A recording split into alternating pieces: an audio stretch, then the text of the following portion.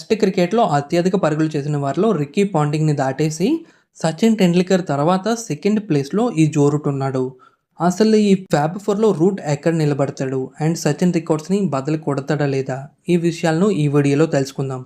ఈ fab four అంటే ఎవరెవరో మనందరికీ తెలుసు. Virat Kohli, Steve Smith, Kane Williamson and Joe Root. అయితే ఈ నలుగురు గత దశాబ్దంలో తమ తమ దేశాలకు మరియు క్రికెట్ ప్రపంచానికి ఎన్నో అద్భుతమైన ఇన్నింగ్స్ అందించారు. అండ్ అందరూ కూడా అద్భుతమైన టాలెంట్ ఉన్న ఆటగాళ్ళు. అయితే ఇప్పుడు జో రూట్ గురించి ప్రత్యేకంగా మాట్లాడుకుందాం. రీసెంట్గా ఇండియాతో జరిగిన సిరీస్లో అతని 38వ టెస్ట్ సెంచరీ కంప్లీట్ చేసి సచిన్ టెండూల్కర్ తర్వాత సెకండ్ ప్లేస్లో అతను ఉన్నాడు. అండ్ ఐసీసీ టెస్ట్ ర్యాంకింగ్స్లో కూడా నెంబర్ 1 పొజిషన్లో ఉన్నాడు. అండ్ రూట్ని చాలామంది మోస్ట్ కంప్లీట్ బ్యాట్స్మెన్ అని అంటారు. అండ్ అతను ఎంత పెద్ద ప్రెజర్ సిచ్యువేషన్ అయినా చాలా ప్రశాంతంగా హ్యాండిల్ చేస్తాడు.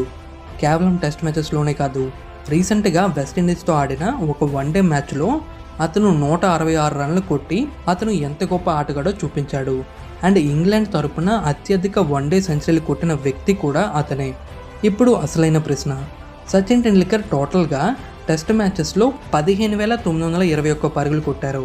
అండ్ జో రూట్ 13,409 పరుగులు కొట్టారు.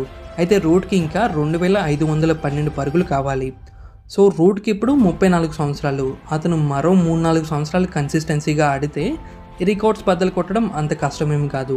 అండ్ రిక్కీ పాంటింగ్ లాంటి దిగ్గజాలు కూడా రూట్ సచిన్ రికార్డ్స్ని దాటగలడని అంటున్నారు. అయితే టెండూల్కర్ రికార్డ్ అనేది ఒక ఎవరెస్ట్ లాంటిది.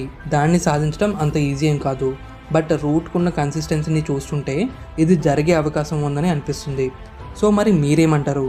అతను నిజంగానే సచిన్ టెండూల్కర్ రికార్డ్స్ని బద్దలు కొట్టగలడా? మీ అభిప్రాయాన్ని కామెంట్ సెక్షన్లో తెలియజేయండి. ఈ వీడియో నచ్చితే లైక్ చేయండి, అలాగే మన ఛానల్ని సబ్స్క్రైబ్ చేసుకోండి.